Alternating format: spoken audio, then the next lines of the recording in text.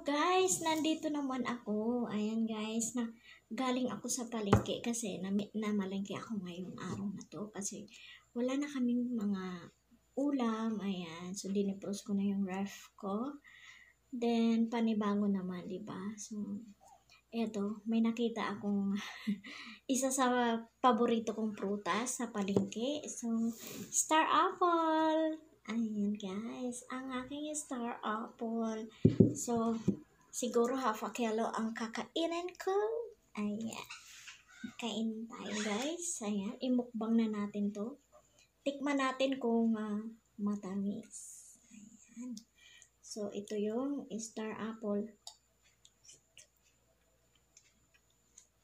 Masarap. Matamis. So, galing daw itong La Union. Sabi nung bininhan ko doon, galing daw sa La Union. So, ano siya? Hinog siya sa puno. Ayan.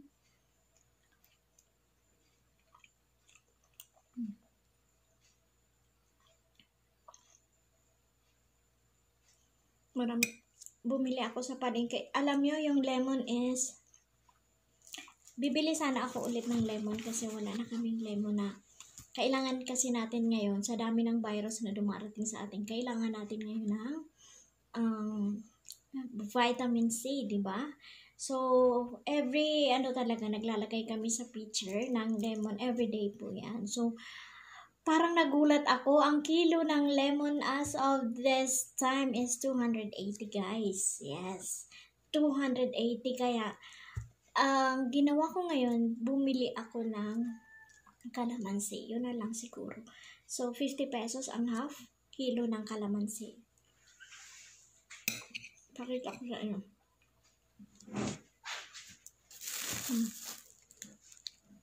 This is the 50 pesos, guys. Ayan, may presyo pa. Half kilo yan.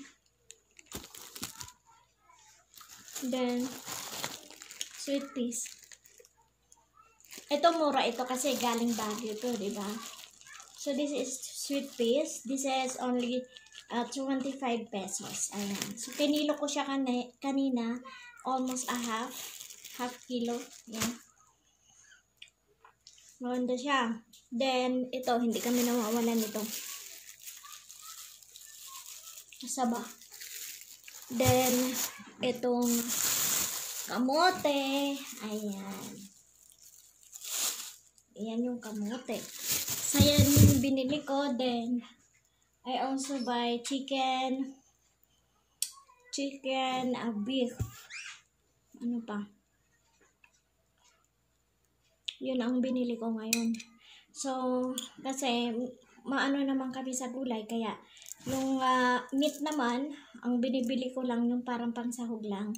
Although kumakain kami talaga sometimes ng ibang menu na meat, pero sabi ko, pang lahok-lahok lang muna ngayon sa gulay kasi we need to be healthy. So, body health conscious muna tayo ngayon dahil ang daming virus no, 'di ba?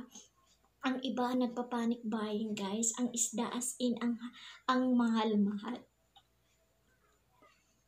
Sobra ang mahal ng isda. Ang galunggong 300 ang kilo. Hindi na ako bumili. Di ba? May isda pa naman kami. Then, yun. Guys. Ayun ang star apple.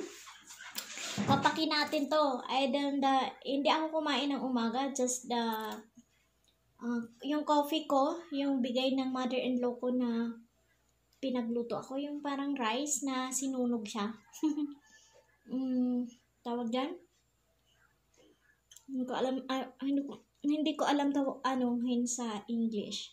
Yung tawag ng basta yung rice, 'di ba, sa probinsya, ang sarap ng kape. Yun lang ang ininom ko kanina umaga, din kumain ako ng saba, 2 saba. So, yung pinaka last piece na ng saba kanina ay kinain ko kasi yun lang naman ang ko. I don't eat rice talaga usually sa umaga. So, more on fruits talaga ako. Since naman, kahit nung bata pa kami, mahilig ako sa prutas. Ang tamis, ang sarap. So yan guys, tayo ay magla-live. Lagi naman ako nagla-live stream guys, sa mga hindi nakakaalam. I'm doing my live stream at 7 p.m. Philippine time in the evening yan, 7 p.m. in the evening. I also do the live stream pag may time in the afternoon at 1 p.m. But at this time kasi medyo busy ako kaya hindi ako nakakapag-live stream. So, guys, thank you so much for always supporting on my live stream. And thank you also to all my friends who always be there for me through thick and thin. Ayan, maraming salamat. Also, to my Team Oragon, thank you so much. Ayan, maraming salamat. So guys, don't forget to subscribe my channel and like and comment to all my videos. That's Bicolana Mix Vlogger. Thank you so much guys, and I'll see you around on my live stream. Bye-bye.